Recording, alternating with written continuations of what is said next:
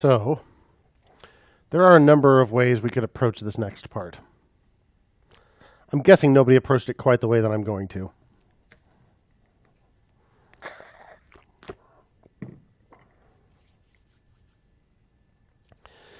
So what if render list item? So fundamentally, it's still kind of the same thing happening. We've got a label and a value, but the value this time isn't text. It's actual HTML. It's a div. So what if we just pass that in as the value instead? What if we already built that div and passed that in as the value? You know, see what I'm getting at? What if I could just say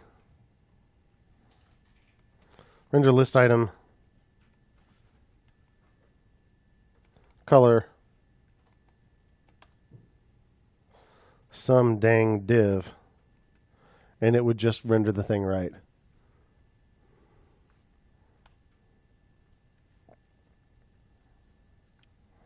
So to put it into code, I know this won't work yet, but you know how they say dress for the job you want, not the job you have? Sometimes you got to write for the function you want, not the function you have. It helps you understand how to write the function that does what you actually want. So here's our color item thing. I wish I could just say render list item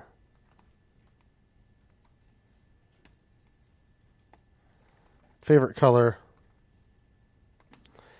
and then render color div or whatever we called that thing. Render color, right? It'd be cool if it worked like that.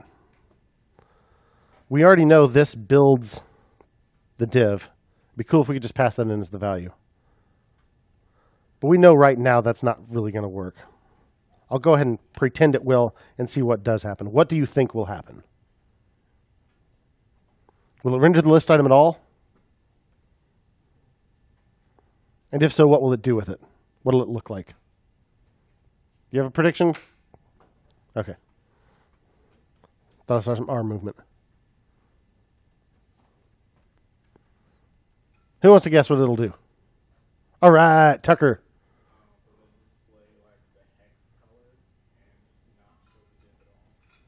That's a good guess. Maybe it'll say favorite color and then the hex value. I don't think that's what it's going to do, but that's a very good guess. If I just put favorite color in here, that's totally what it would do. But if I actually put render color in here, what does render color return? The div. So what I'm effectively going to do is set the text content equal to a div. So what the heck's that going to do?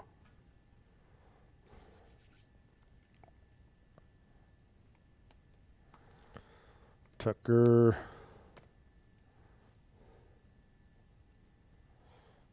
Nice magenta. Favorite color, object, HTML div element. In JavaScript, every object has a function on it called toString, right? And if you try to use something that isn't a string as a string, it will automatically call the toString function on it for you. And sometimes that does a very sensible thing. It does just what you would expect. Like if it's a number, it'll just be the number as a string. But if it's a div, it'll be that thing. Not terribly helpful, but pretty easy to understand what we did wrong. We just treated a div as a string when it should be a div. The question is, how do we deal with it? So this line of code here is kind of doing a lot. We've got 3 different method calls: render color, render list item, and append child. And as much fun as it is sometimes to make one-liners, it can also make it really hard to read. So since we've got things like username and age, and we just pass those in here, it'd be nice if we could just say favorite color here. So maybe favorite color shouldn't be that hex value. Maybe favorite color should be the div. What do you think about that? Is that all right? So then I can just say favorite color. Makes this line a little more digestible down here. You okay with that? Let's make sure it still works the same way. Yeah. We still get object HTML div element. But we don't want it to do that. So what can we do? We need to change the way render list item works to handle both ways.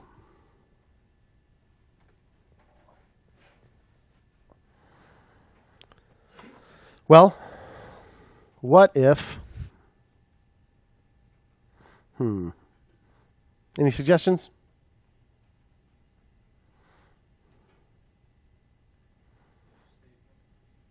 An if statement? And I actually try to tell what kind of thing it is? That might work. What if... now, since value could be an actual div, how would we add it to the page if it were a div? We wouldn't use text content, right? If we were weak, we would use inner HTML. But we're not weak. So what do we use? So we already did use create element, right? It's already created. Append child. What happens if you try to append child something that isn't? What if you try to append child a string?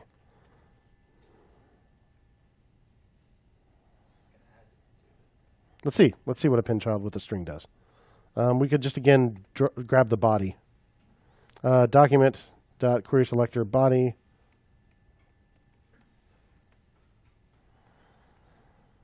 And what if we append child some string? What's for lunch today, Max? Twammages! Failed to execute append child on node. Parameter 1 is not of type node. What? Well, whatever that means, it's not the right type. So string is apparently not a thing it can handle, but HTML element is.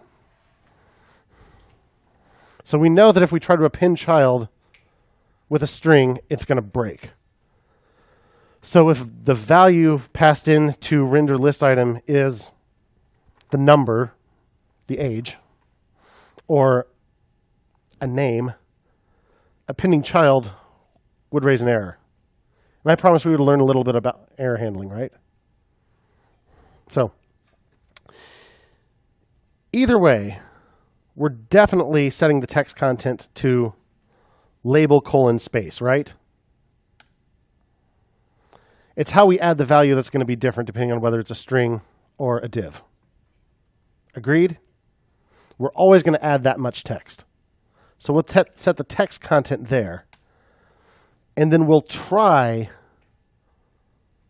to append child and see if it works. Behold, try. What try will do is try the thing that you tell it. And if it actually raises a full-blown exception like this, you can catch it.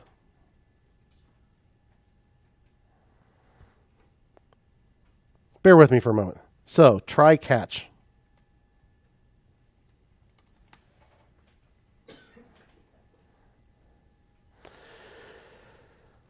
So it'll try what you put in the try clause, and if there is an error, it will catch it instead of passing it on to the user and breaking the whole page.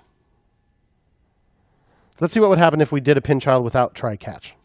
Let's just do item append child value. See what we're trying to do. If we do that,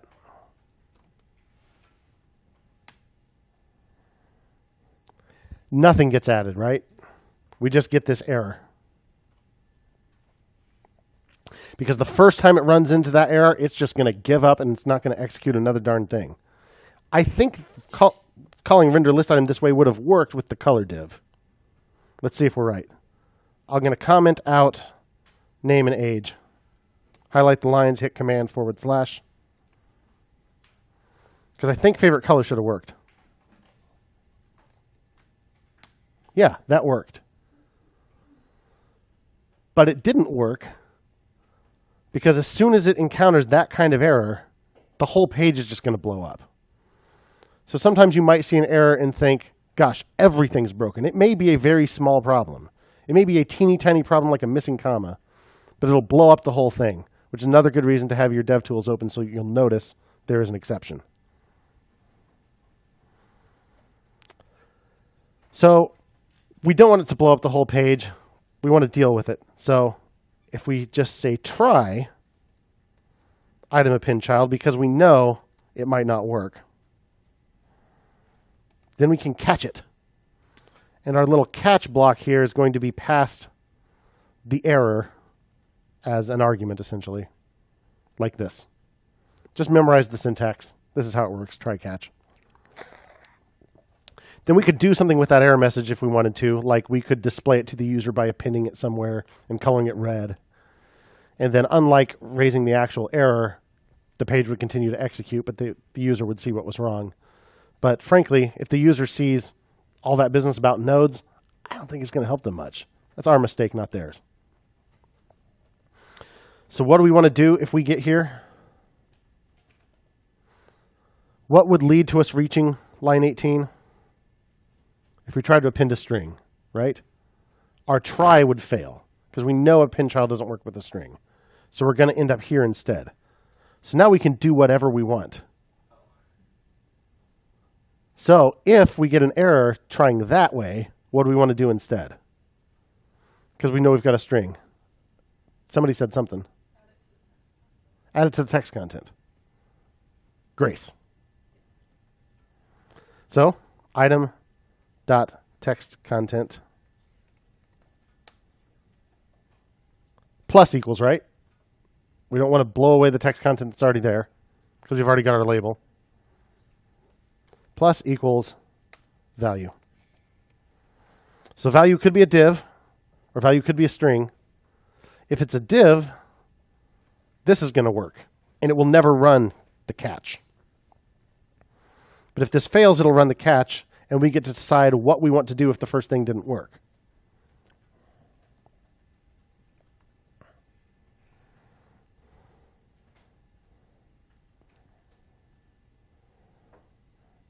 Let's see if it's all true.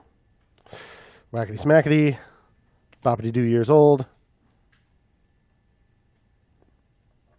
Name worked, age worked, favorite color also worked. It's magic. So now render list item is flexible enough that I could say render list item dog breed corgi or dog breed document.create element P. Then I'll get a list item that has a paragraph in it. Works either way. You could pass it an HTML element, you could pass it some text. It'll handle it either way because we just try to treat it like an element, and if that fails, then we treat it as text. What do you think? It's a good thing to know how to do. Try catch. So here's an opportunity to use it.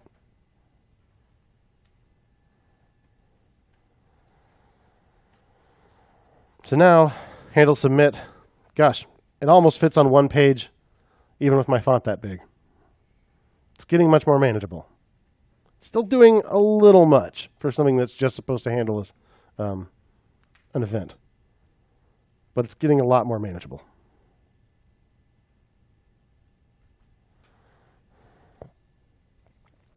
So pop open my Git tab here.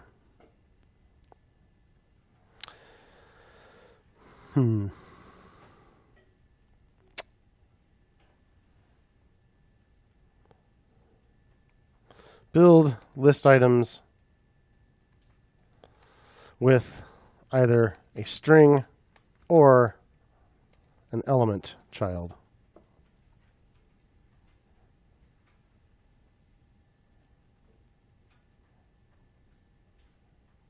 What's this button do? Let's see. Git log. I don't know what it did. It didn't push.